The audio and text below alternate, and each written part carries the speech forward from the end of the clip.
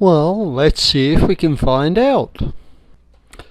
Approximately 1,200 miles from Miami, Florida, in a southeasterly direction are the U.S. Virgin Islands in the Caribbean.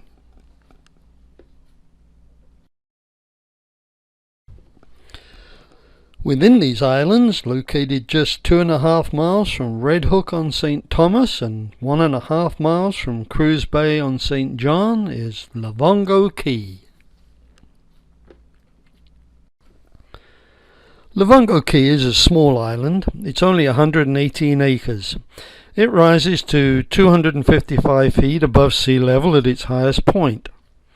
Technically, it should be called Lovango Island because it doesn't meet the criteria of a key, which is a low island composed largely of coral and sand.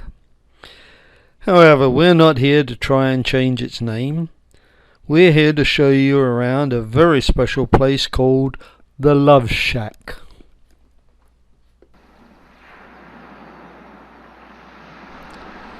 This video was taken in August of 2012 during one of the family visits.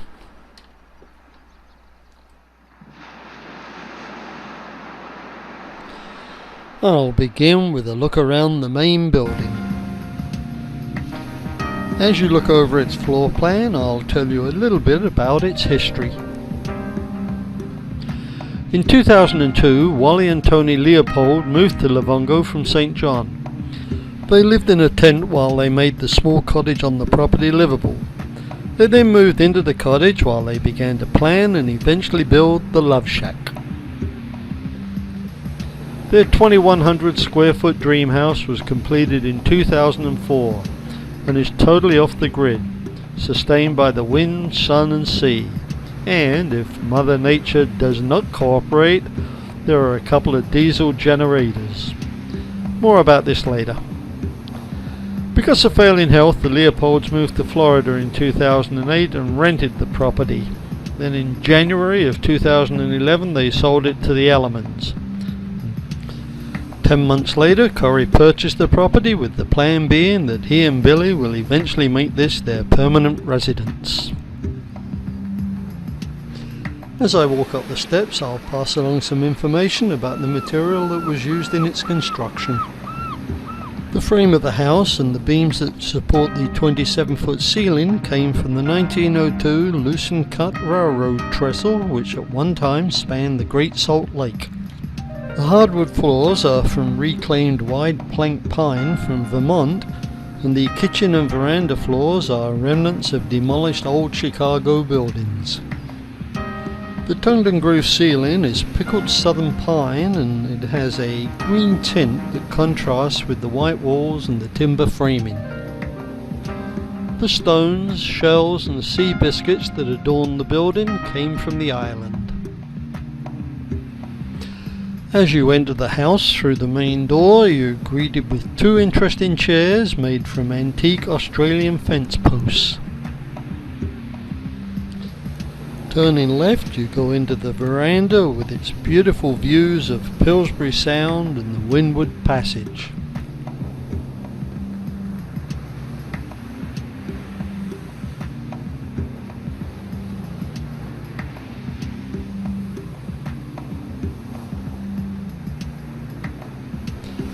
This is the perfect place to just sit back and relax, read a book or sip on a cocktail as you watch the yachts and ferries go by. At the western end of the veranda is one of two eating areas. What could be better? A perfect meal with a gentle breeze coming through the screen and the sound of the surf for your music.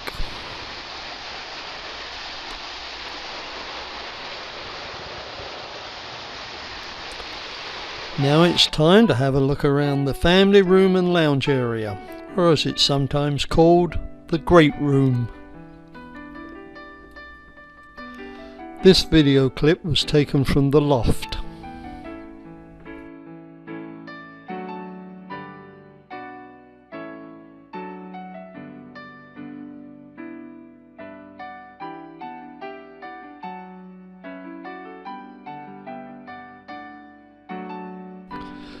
The attractive fireplace is built from coral and conch shells.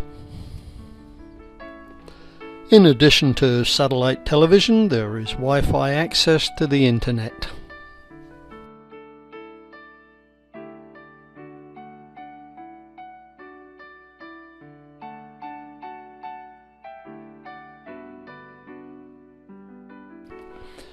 The kitchen is fully equipped and includes everything you need to prepare that morning breakfast, lunchtime snack or gourmet evening dinner. In addition to the full-size refrigerator, there's a gas stove and oven, and even a trash compactor and dishwasher. Leaving the kitchen, we come to the ornate passageway with its waterfall. The stairs on the left lead to the master bedroom and loft, and those on the right to the bedroom veranda. From here we can look across the St. John, take in the scenery and listen to the sounds of the waves as we relax in the chaise lounge. The doorway leads down to the hot tub patio and we'll visit there in a few minutes. But now we'll take the door that leads into the master bedroom.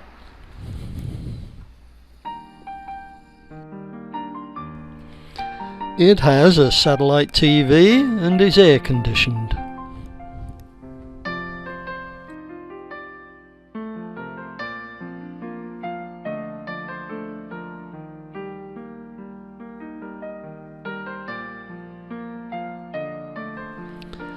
The adjoining bathroom includes a copper bowl vanity and an open shower. This is the view you have as you take your shower. Next we come to the laundry room. The door leads to the grounds at the rear of the house. Now we'll climb the stairs and visit the loft. This large open area can sleep 4 people and more if they utilize the floor space. As you can see, the sofa has a pull-out. And there is a large king-size bed. As I mentioned when walking up the steps to the love shack, some interesting material was used in its construction.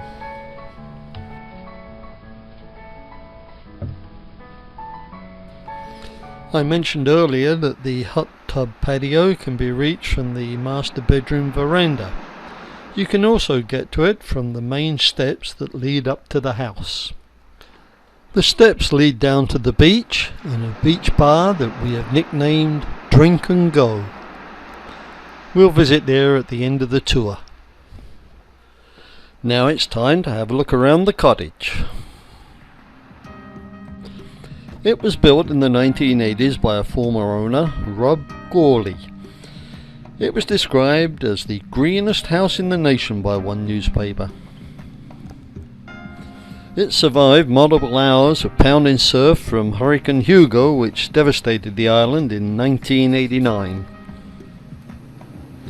Here's a very grainy photo of how it once looked. Inside there is a comfortable queen-size bed, a satellite TV, and most importantly, a beautiful view.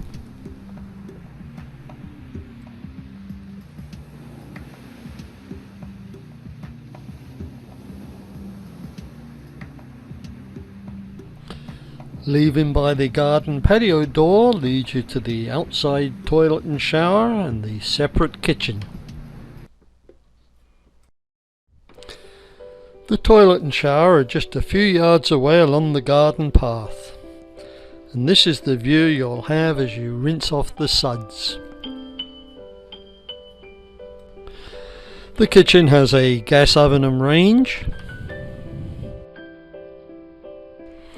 a refrigerator, a microwave, and a full complement of crockery and pots and pans. The east side door of the kitchen opens onto another patio area and the steps that lead up to the side entrance of the love shack.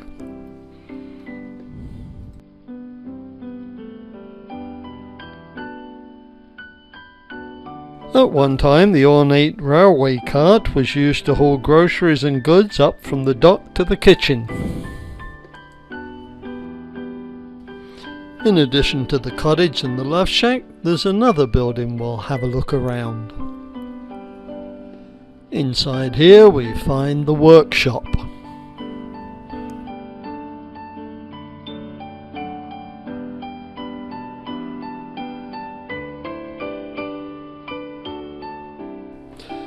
But it also has Santa's room. Here's the story. In 2007, the Leopolds invited an elderly island gentleman over for Christmas dinner. At one time he was Wally's fishing guide. His name was Leonard Florence. Apparently he ended up staying on Lovango and Wally fixed up this part of the shed for him. He got the name Santa and this became Santa's room. Sadly, he was asked to leave in 2011 and he died on April the 14th, 2012 at age 73.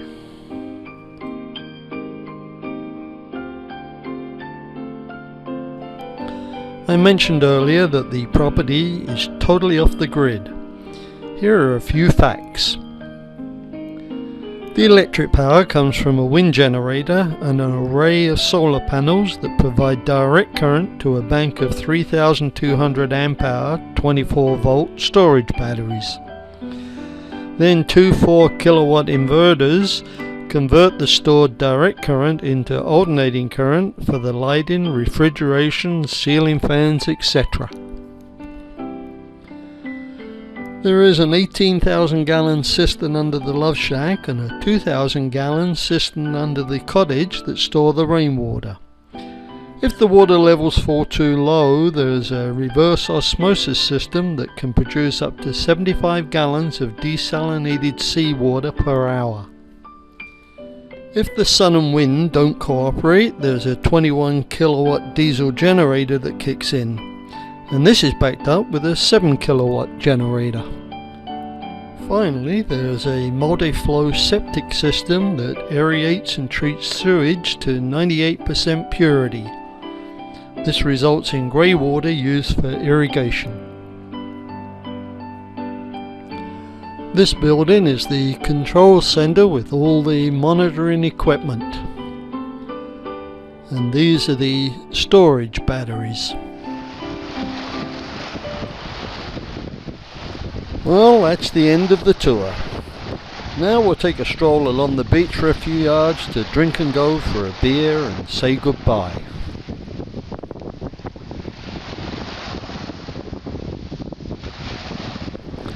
Actually, this bamboo and palm retreat is on the beach in front of the adjoining vacant property. As you can see, it's not really a beach bar. However, it will definitely be one on the evening of December the 31st, 2012. The reason being that Billy and Corey will be getting married on the island a few minutes into 2013.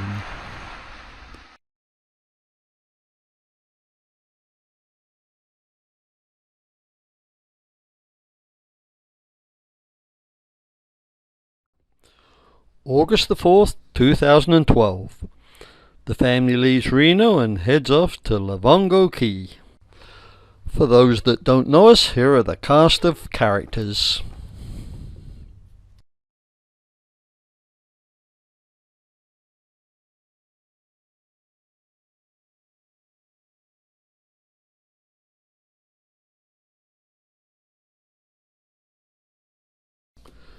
The first order of business after you arrive is to get into island mode. And here they are, chatting with one of the 3 permanent Lovango residents, Phil Corker. He's also known as the Wayward Sailor.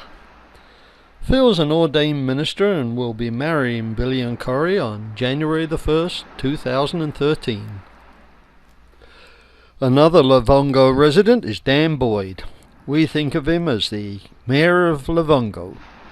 In addition to taking care of the Love Shack, he runs charter cruises and dive adventures aboard his boat Seabiscuit. And he picks you up and delivers you back to your doorstep. Oh yes, there are a couple of other residents, Eeyore and Olive Oil. These are Dan's dogs and they love to come down and visit. Lovango doesn't have any grocery stores, but it does have a produce section. However, as you can see, it can be hard to get to, especially using Austin's technique. It looks like he may have more success this way.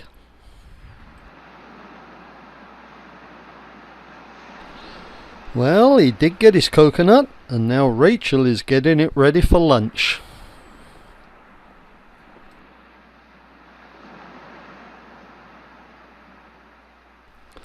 Unorthodox, but it worked. A much easier way to get your groceries is hop in the dinghy for a 10-minute run over to St. John. On the right is Red Hook on St. Thomas. In the centre are the Great and Little St. James Islands, and on the left the tiny dot is Dog Island. This is Cruise Bay. To the right of the yard is Canil Bay, and on the left are Hanley and Ramgoat Keys.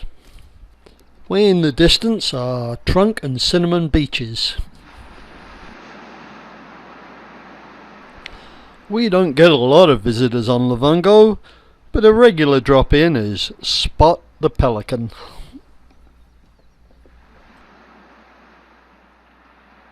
There aren't any horse or dog racing tracks here, but Lovango does have its world-famous crab races. Entrants come from all over just to compete in the qualifying heats. It's not just a matter of speed, these crabs have to make it through the rock to get to the final.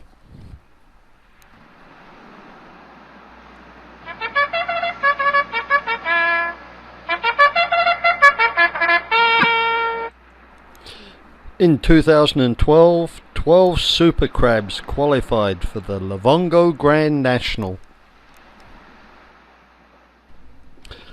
This year's winner was Creepy Crawly, owned and trained by Rachel. However, she was so overcome by the win that Austin accepted the honours on her behalf. After that bit of excitement, let's do a bit of sightseeing. The populated area in the background is Caprita Point and Red Hook on St. Thomas. There are about 6 houses or cottages on Lovango that are used on occasion by their owners, and this is one of them.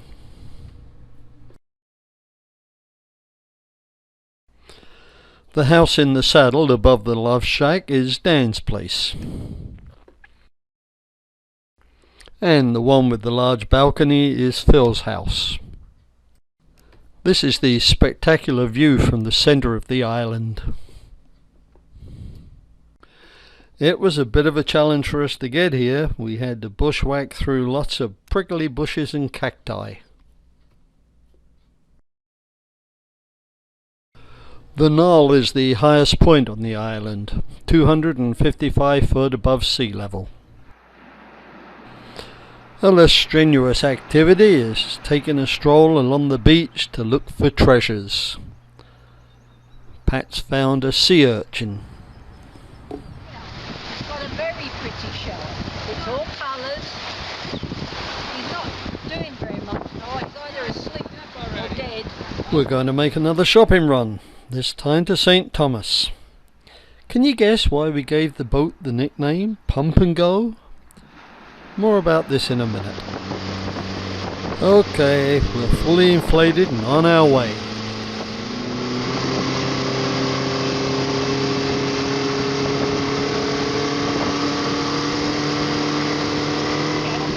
Well, we've had a shopping day on St. Thomas, Red Hook.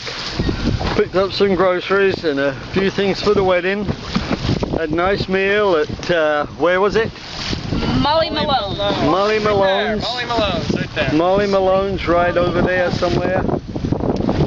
We're just leaving Red Hook, heading back to the big town. You didn't have to stop it? I don't know. He didn't have his glasses on. He has no idea. Do it again. The rain's coming. If you look real quick, you'll see our house, but it's disappearing. It's disappearing in the rain. This is beautiful. You can't get better than this in the Caribbean. Right. We're going to be pouring in a minute. Whoa! It is pouring.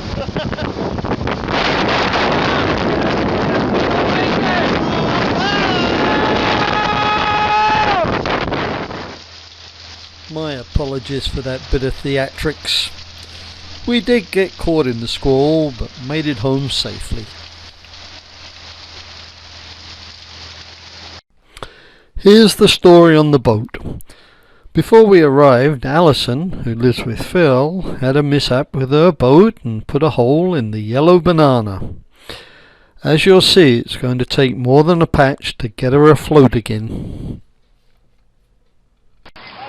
The poor boat sank, sort of. They're pulling it in now so they can put a patch on his bottom and make him all better.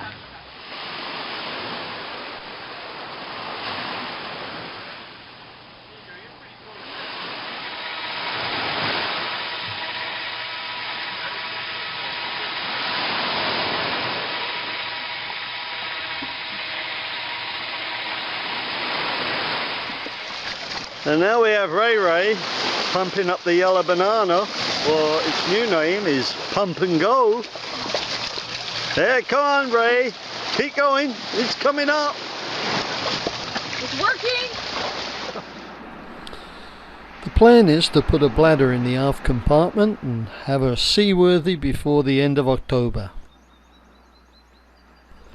Besides going over to St. John for groceries, we went over there a couple of times to eat, and also rented a car one day and took a tour of the island.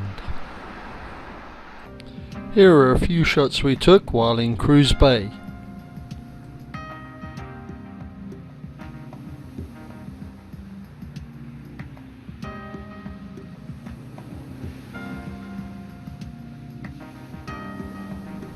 This is looking back at Cruise Bay from the coastal road. We're now at Kinneil Bay.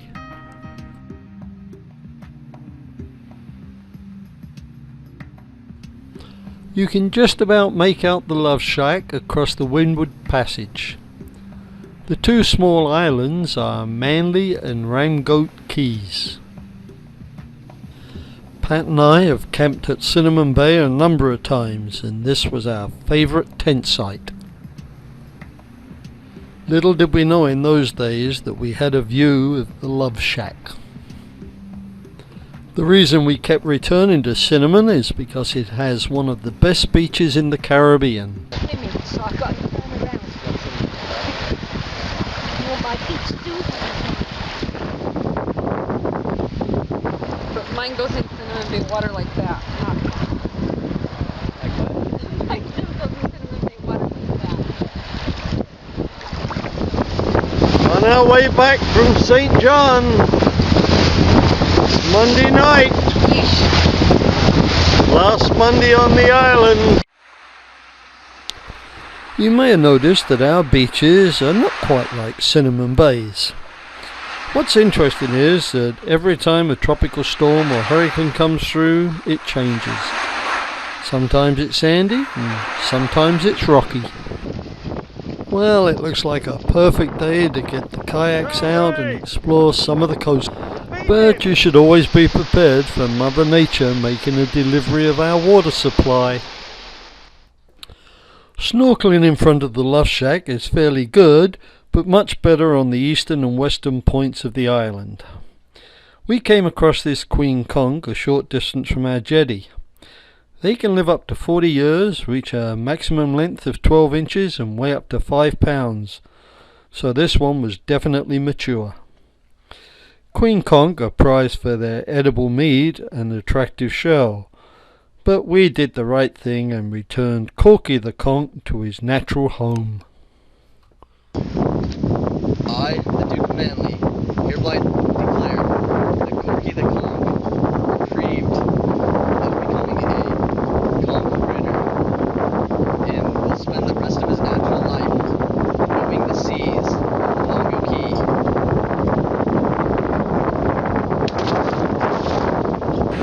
Another day in paradise. Happy birthday, Mom! Look, way, bye.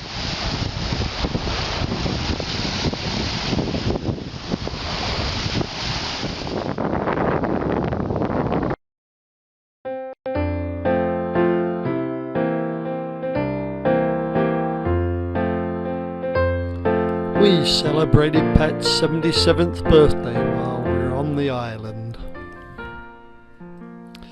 From watching the last 11 minutes, one would get the impression that life on Lovango was either travelling back and forth to St. John or St. Thomas, or having to take part in some kind of activity. The truth is, it's all about relaxing.